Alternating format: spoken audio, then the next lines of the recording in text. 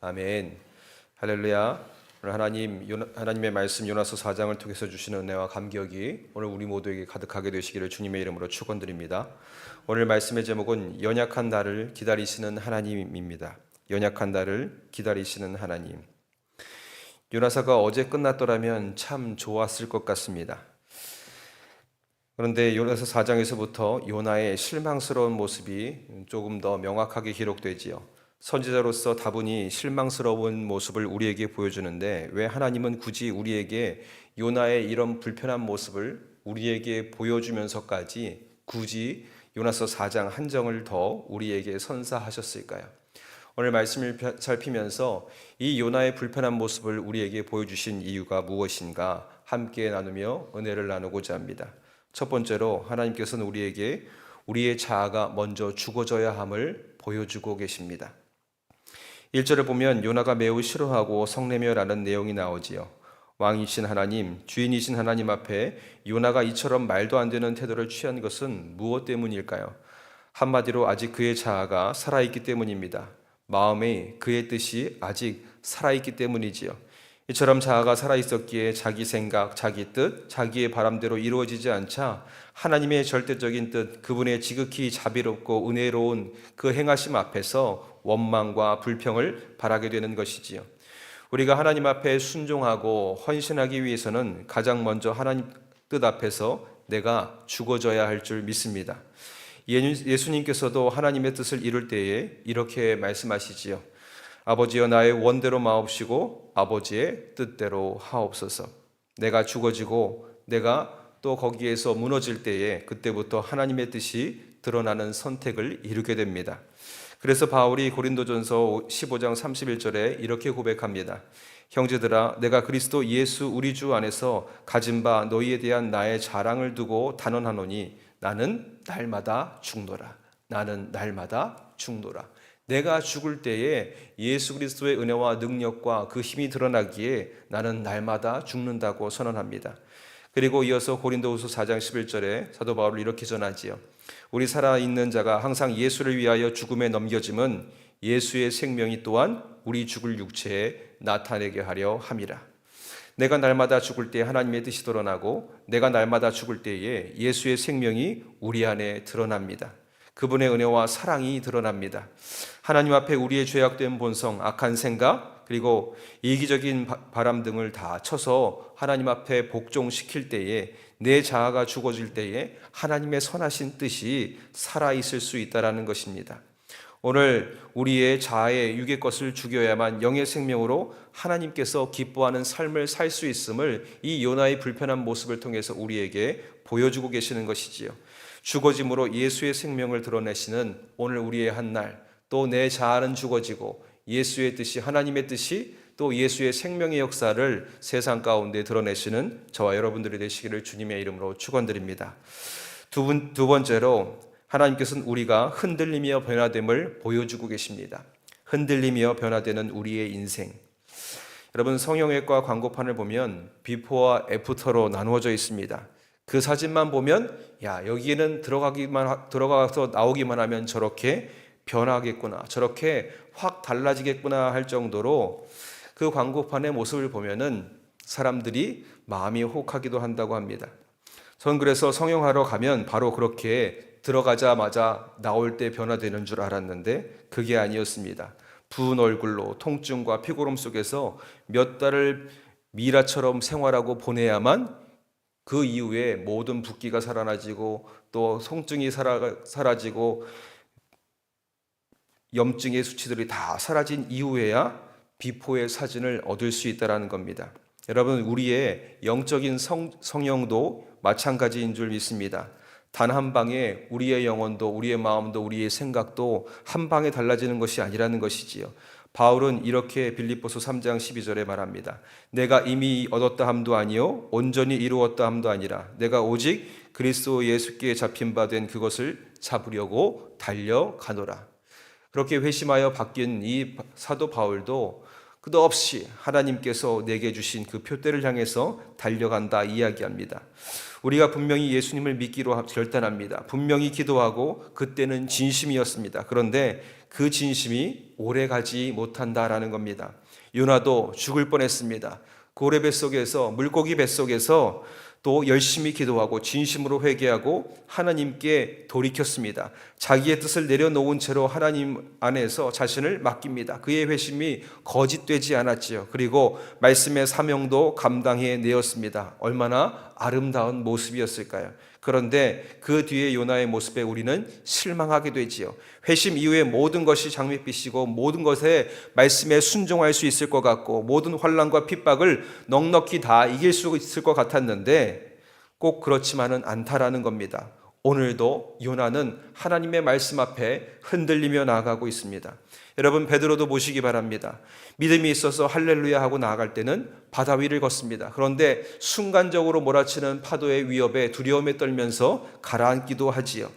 여러분, 이것이 우리의 인생의 연약함이고 때로는 흔들리며 가면서도 주님께로 나아가는 우리의 모습인 줄 믿습니다. 그래서 바울도 욥도 자기 안에 두 사람이 서로 싸운다고 말합니다. 이 요나도 2장에서 회개하고 3장에서 하나님의 말씀을 받고 순종한 요나가 또 4장에서 하나님을 원망하지요. 요나가 매우 싫어하며 성내며 여호와여 이르되 여호와여 내가 고국에 있을 때에 이렇게 하나님께서 빨리 다시스로 도망하였사오니 주께서 은혜로우시며 자비로우시며 노하기를 더디하시며 이래 갚아사 뜻을 돌이켜 재앙을 내리지 아니하시는 하나님인 줄을 내가 알았나이다. 지금 하나님을 향하여서 이 요나가 심지어 비꼬고 있어요. 하나님 참 착하시고 하나님 인애하시고 대단하신 분입니다. 그러니까 저 니느웨 같은 극악한 백성들도 하나님이 용서하죠. 요나가 말씀을 선포합니다. 예언한 대로 예고대로 다 하나님의 것을 이루려고 했는데 오늘 이 마음이 여전히 마음속에 불편하니까 하나님을 우롱하고 조롱합니다. 하나님 어차피 하나님 긍휼하시고 자비로우신데 재앙을 내리지 않으실 텐데 굳이 나를 보내면서 이 불편한 마음 가지고 저 니느웨에 전하게 하신 까닭이 무엇입니까? 하나님께 원망하고 불평하는 것이지요. 차라리 그럴 거면 처음부터 나한테 왜 그러셨느냐고 묻고 있는 겁니다. 순종했던 어제 요나는 온데간데 없고 하나님께 성내고 원망하고 불평하는 요나의 불편한 모습이 지금 남아 있습니다. 여러분, 이게 누구의 모습일까요? 바로 신앙생활을 하면서 말씀 앞에 흔들리며 나가는 우리의 모습입니다. 여러분, 이 말씀에 은혜 받고 믿음으로 결단해서 여러분 변화가 한 방에 오지 않지요. 사랑과 용서의 말씀을 드리며 마음이 막 뭉클합니다. 그리고 확 변할 수 있을 것 같은데 우리는 가다가 나한테 잘못한 사람 만나면 멱살부터 잡으려고 하는 게 우리의 성정이라는 것입니다. 여전히 하나님의 말씀을 받는 것이 힘든 순간이 있습니다. 고난 중에 하나님이 함께 하심으로 기뻐할 줄 알았는데 여전히 힘들고요. 투정이 나옵니다. 그런데 이 요나의 모습이 우리에게 은혜가 됩니다. 요나도 흔들리며 갔었구나. 엘리야도 850대 1로 기도하며 승리했는데 그 뒤에 무너져서 하나님 앞에 간구할 때 하나님이 저를 위로하셨구나. 그러니까 은혜가 되는 겁니다. 나도 온전하지 못합니다. 오늘도 말씀 앞에 흔들리며 갑니다. 그런데 그 흔들리며 가는 인생 앞에 하나님께서 참고 기다려 주시면서 오늘 우리에게 당신의 사랑과 은혜를 베풀어 주시는 것이지요. 도종환 시인의 흔들리며 피는 꽃이라는 시가 있습니다. 흔들리지 않고 피는 꽃이 어디 있으랴. 이 세상 그 어떤 아름다운 꽃보다 흔들리면서 다 피었나니 흔들리면서 줄기를 곧게 세웠나니 흔들리지 않고 가는 사랑이 어디 있으랴. 우리 신앙과 믿음 또한 그렇지 않겠습니까? 여기에서 아름다운 신앙과 또 하나님께서 주신 귀한 열실을 맺을 때에 우리도 흔들리며 나아갑니다. 그런데 이 흔들리며 나아가는 것이 어디 안에서 흔들립니까? 하나님 말씀 안에서 흔들립니다. 하나님 말씀 안에서 흔들리며 나아갈 때에 이것이 우리에게 은혜이고 이것이 하나님의 이끄심이라는 것이지요. 그 말씀에 하나님이 있고요. 그것이 우리 안에 기준이 될 때에 놀라운 역사가 일어납니다. 한나 아렌트는 예루살렘의 아이만 중에서 이렇게 말합니다. 다른 사람의 처지를 생각할 줄 모르는 생각의 무능은 말하기의 무능을 낳고 행동의 무능을 낳는다. 오늘 우리가 말씀에 기준되지 않고 우리의 삶에 하나님이 고려되지 않고 또 그 말씀 안에 이웃이 고려되지 않으면 우리의 생각의 무능이 되고요. 또 말의 무능이 되고 행동의 무능이 되고 내가 가장 맞다고 생각하는 행동에 하나님이 없고 가장 어리석은 행동이 된다고 오늘 우리에게 전하고 있는 것이지요. 내가 하려고 할더라도 오늘 흔들리며 갈지라도 내 행동과 내 삶의 내 생각에 하나님이 고려돼야 되고 내 생각에 이웃이 고려될 때에 이것이 흔들리며 갈지라도 하나님의 말씀 안에서 한 걸음 한 걸음씩 믿음을 향해 나가는 우리의 걸음이 될 줄 믿습니다. 존 버년이 이렇게 얘기합니다. 성경은 당신을 죄에서 멀어지게 한다. 그렇지 않으면 죄가 당신을 성경에서 멀어지게 할 것이다. 오늘 그래서 하나님 말씀 안에서 여러분 흔들리며 가시기 바랍니다. 그러면 아무리 흔들리며 갈지라도 우리는 한 걸음씩 한 걸음씩 죄에서 멀어져서 주님께 나아가는 우리 모두가 될 줄 믿습니다. 지금 처음의 모습이 한 방에 바뀌지 않을지라도 조금씩 변화되어서 우리도 존 웨슬리가 말하는 완전한 성화에 이르게 될 때 그때 주님을 만나게 될 줄 믿습니다. 마지막으로 하나님이 끝까지 참고 기다리십니다. 여러분, 아들을 죽인 살인자가 있습니다. 이 사람을 어떻게 하면 좋을까요? 여러분은 어떻게 하시겠습니까? 그에게 어떤 판결을 내리시겠습니까? 무기징역? 아니면 똑같이 우리도 복수해 줄까요? 아니면 판사님께 사형을 시켜달라고 말할까요? 대한민국의 사형에 대한 통계를 보니까 거의 반반 갈립니다. 사형에 대한 찬반 유무를 물었을 때 찬성이 51.7%, 반대가 45.7%, 무응답이 2.6%였습니다. 여러분 무엇을 선택하시겠습니까? 어떤 친구는 그렇게 얘기합니다. 목사님, 사형은 좀 그렇고 죽을 때까지 감옥살이하는 무기징역이 좀 낫지 않을까요? 이런 고민 앞에 있던 사람이 있어요. 똑같은 질문이 아니라 이 같은 상황에 처한 사람 바로 손영원 목사님입니다. 1948년에 여순반란 사건 때에 두 아들을 잃었지요.